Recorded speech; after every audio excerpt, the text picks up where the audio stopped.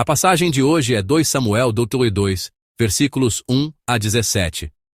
Vamos ler juntos. E sucedeu depois disso que Davi consultou ao Senhor, dizendo: Subirei a alguma das cidades de Judá? E disse-lhe o Senhor: Sobe. E disse Davi: Para onde subirei? E disse: Para Hebrom. E subiu Davi para lá, e também as suas 2 mulheres, Ainoã, a Jezreelita, e Abigail, a mulher de Nabal, o Carmelita. Fez também Davi subir os homens que estavam com ele, cada um com a sua família, e habitaram nas cidades de Hebrom. Então vieram os homens de Judá e ungiram ali a Davi rei sobre a casa de Judá, e deram avisos a Davi, dizendo: Os homens de Jabes de Gileade são os que sepultaram Saul. Então enviou Davi mensageiros aos homens de Jabes de Gileade, e disse-lhes: Benditos sejais vós do Senhor, que fizestes tal beneficência a vosso senhor, a Saul, e o sepultastes. Agora, pois, o Senhor use convosco de beneficência e fidelidade, e também eu vos farei esse bem, porquanto fizestes isso. Esforcem-se, pois, agora as vossas mãos, e sede homens valentes, pois Saul, vosso senhor, é morto, mas também os da casa de Judá já me ungiram a mim rei sobre si.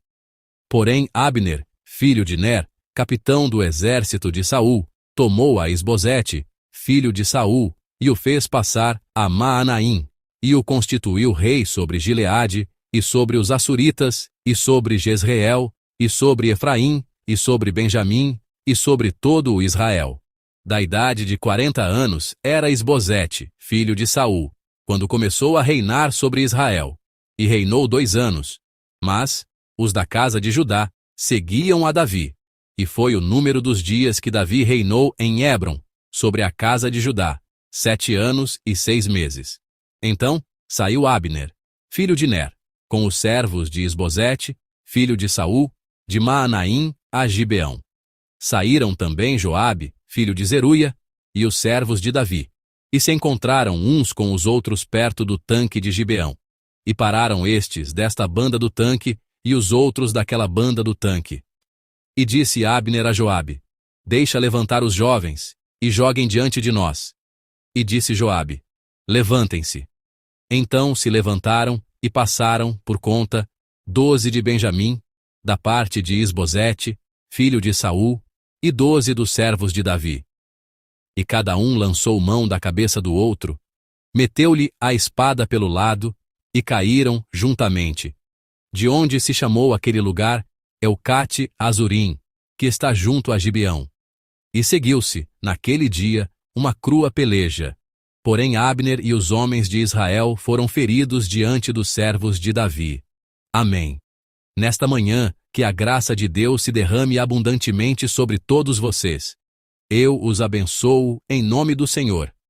A passagem de hoje se encontra na encruzilhada onde uma era termina e uma nova era se abre.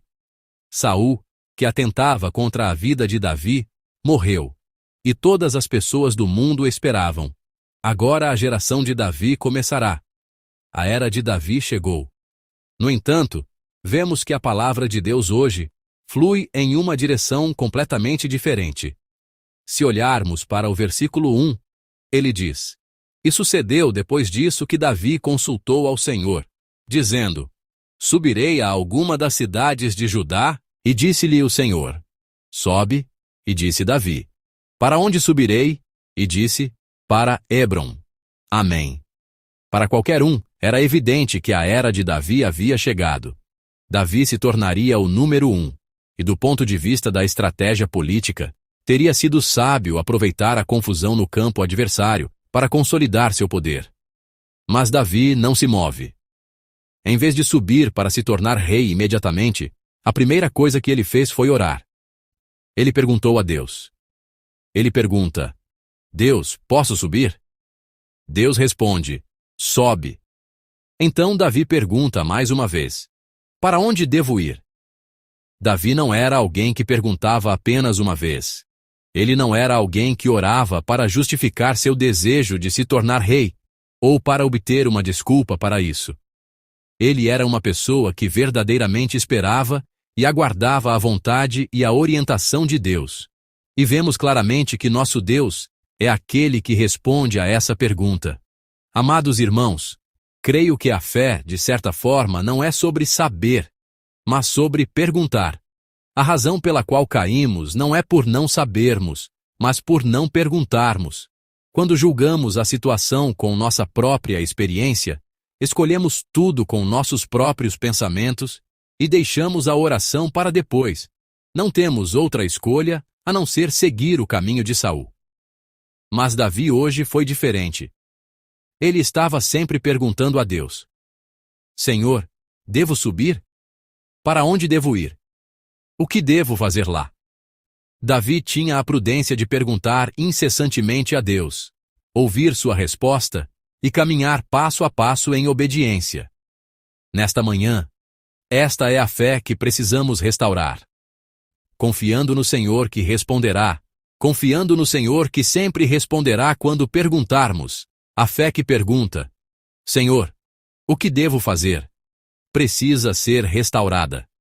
Quando Davi se apresentou a Deus e perguntou para onde deveria ir, a resposta de Deus foi: vá para Hebrom.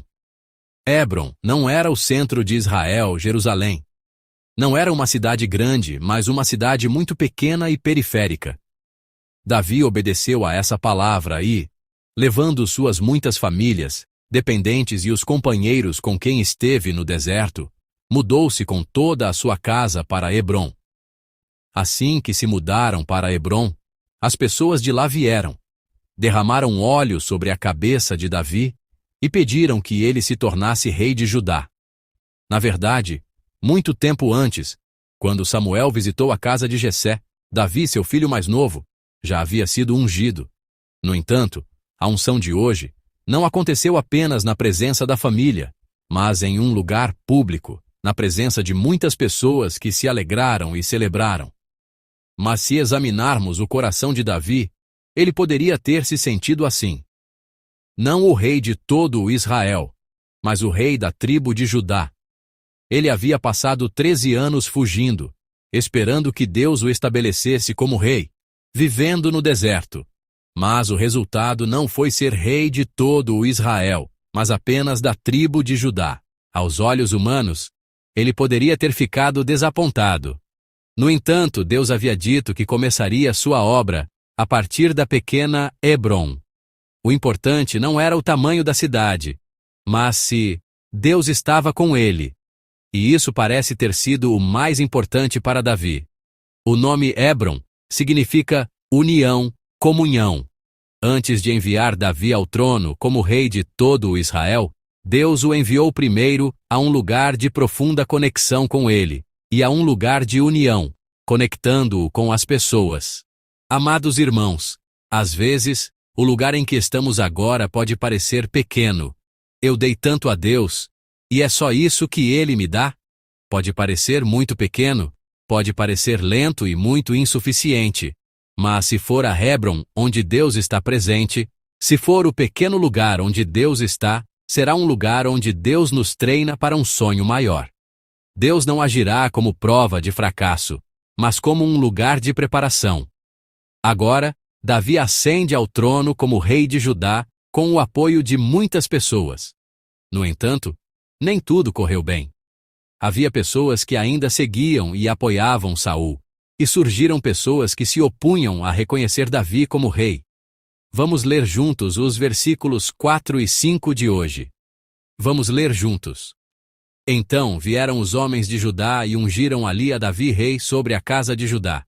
E deram avisos a Davi, dizendo: os homens de Jabes-Gileade são os que sepultaram Saul. Então enviou Davi mensageiros aos homens de Jabes-Gileade e disse-lhes: bendito sejais vós do Senhor, que fizestes tal beneficência a vosso senhor, a Saul, e o sepultastes. Amém. Havia 2 grupos hostis a Davi, e o primeiro era o povo de Jabes-Gileade. A razão pela qual eles não reconheceram o reinado de Davi foi porque no passado, quando o povo de Jabes-Gileade foi invadido e sofreu nas mãos dos amonitas, Saul liderou um exército e os resgatou da opressão amonita. Depois disso, Quando Saul morreu na batalha de Gilboa, as únicas pessoas que vieram para realizar seu funeral foram o povo de Jabes-Gileade. Davi, conhecendo o sentimento especial entre o povo de Jabes-Gileade e Saul, não os pressionou com toda a sua força, mas buscou acalmar e consolar seus corações, esperando o momento certo. Vemos que Davi esperou incessantemente para que eles baixassem a guarda, e hoje vemos que ele lhes envia mensageiros de paz. O segundo grupo que não reconheceu Davi quando ele subiu ao trono aparece nos versículos 8 e 9. É Abner. Vamos ler juntos os versículos 8 e 9. Porém Abner, filho de Ner, capitão do exército de Saul, tomou a Isbosete, filho de Saul, e o fez passar a Maanaim. E o constituiu rei sobre Gileade, e sobre os Assuritas, e sobre Jezreel, e sobre Efraim, e sobre Benjamim, e sobre todo o Israel. Amém. Este homem, Abner, era o comandante-chefe do exército de Saul. Com a morte súbita de Saul, ele ficou ganancioso, pensando: não posso eu agora tomar o lugar de Saul? Assim, o método que ele escolheu foi pegar o filho de Saul, Isbosete, e colocá-lo no trono. Portanto, Isbosete não tinha autoridade real, mas permanecia em uma posição como um rei fantoche, incapaz de controlar qualquer coisa. E depois de reinar por cerca de 2 anos, ele é removido de sua posição. A segunda metade da passagem de hoje descreve a guerra que eclodiu entre os seguidores de Isbosete, liderados por Abner, e os seguidores de Davi. Nesse processo, muitas baixas ocorreram.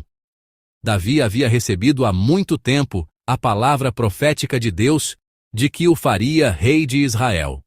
Depois de receber essa profecia, ele passou muito tempo fugindo de Saul, e teve que viver como um louco em terra estrangeira.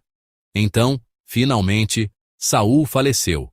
E embora ele pensasse que se tornaria imediatamente rei de todo o Israel, foi-lhe permitido primeiro servir como rei da tribo de Judá, que o acolheu.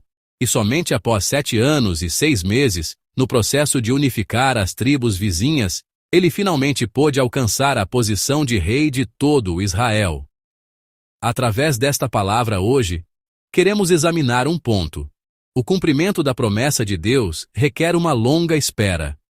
Apesar de ter sido ungido por Samuel e ter recebido a promessa de que seria rei, ele passou por inúmeras experiências em terras estrangeiras e não se tornou rei de Israel imediatamente, mas precisou de um tempo de espera, permanecendo por 7 anos e 6 meses como rei de Judá.